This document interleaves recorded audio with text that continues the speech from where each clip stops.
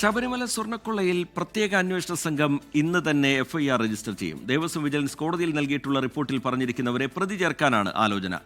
M Padmakumar പ്രസിഡന്റായിരുന്ന ദേവസ്വം ബോർഡും അന്വേഷണ പരിധിയിൽ ഉണ്ടാകും. കോടതി നിർദ്ദേശപ്രകാരം അടിയന്തരമായി എഫ്ഐആർ രജിസ്റ്റർ ചെയ്യാനാണ് അന്വേഷണ സംഘത്തിന്റെ നീക്കം. ദേവസ്വം കമ്മീഷണർ പോലീസ് മേധാവിക്ക് നൽകിയ പരാതി പ്രത്യേക അന്വേഷണ സംഘത്തിന് കൈമാറിയപ്പോൾ എഫ്ഐആർ ക്രൈംബ്രാഞ്ച് ആസ്ഥാനത്ത് രജിസ്റ്റർ ചെയ്യാൻ പോലീസ് മേധാവി നിർദ്ദേശം നൽകിയിരുന്നു. കോടതി പറഞ്ഞ മോഷണം, വഞ്ചനാ കുറ്റം, ക്രിമിനൽ ഗൂഢാലോചന കുറ്റങ്ങൾക്ക് പുറമെ അഴിമതി നിരോധന വകുപ്പ് കൂടി ചേർക്കും. കോടതി ഉത്തരവിൽ ഉൾപ്പെട്ടവർ പ്രതികളാകും.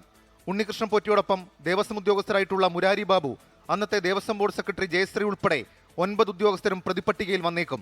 സ്മാർട്ട് ക്രിയേഷൻസ്, ഉണ്ണികൃഷ്ണൻ പോറ്റിയുടെ 2 സുഹൃത്തുക്കൾ എന്നിവരും പ്രതികളാകും. പത്തനംതിട്ടയിൽ ക്യാമ്പ് ഓഫീസ് ആരംഭിച്ചായിരിക്കും പ്രത്യേക സംഘത്തിന്റെ അന്വേഷണം. ശബരിമല ശ്രീകോവിലിന്റെ കട്ടിളപ്പാളിയിലെ സ്വർണ്ണക്കൊള്ളയിൽ എ പത്മകുമാർ പ്രസിഡന്റായിരുന്ന ദേവസ്വം ബോർഡും അന്വേഷണ പരിധിയിൽ വരും. കട്ടിളയിലെ സ്വർണ്ണപ്പാളികളെ എക്സിക്യൂട്ടീവ് ഓഫീസറുടെ ഉത്തരവ് മറികടന്ന് ചെമ്പെന്ന് ആദ്യം രേഖപ്പെടുത്തിയത് ദേവസ്വം കമ്മീഷണറാണ്. പിന്നാലെ ദേവസ്വം ബോർഡിന്റെ ഉത്തരവിലും ചെമ്പെന്ന് തന്നെ രേഖപ്പെടുത്തി. ഇത് ഗുരുതര വീഴ്ചയെന്ന് ഹൈക്കോടതി പറഞ്ഞിരുന്നു. ഇതോടെയാണ് കട്ടിളപ്പാളിയിലെ സ്വർണ്ണക്കൊള്ള പ്രത്യേകമായി അന്വേഷിക്കാൻ പ്രത്യേക അന്വേഷണ സംഘം തീരുമാനിച്ചത്. 24 തിരുവനന്തപുരം. ലോകത്തെവിടെയായാലും ഏത് സമയത്തും 24 വാർത്തകളും ഓഗ്മെന്റഡ് റിയാലിറ്റി പാക്കേജുകളും എക്സ്പ്ലെയിനറുകളും വിശദമായി കാണാൻ ഞങ്ങളുടെ യൂട്യൂബ് ചാനൽ നിങ്ങൾക്ക് സബ്സ്ക്രൈബ് ചെയ്യാം.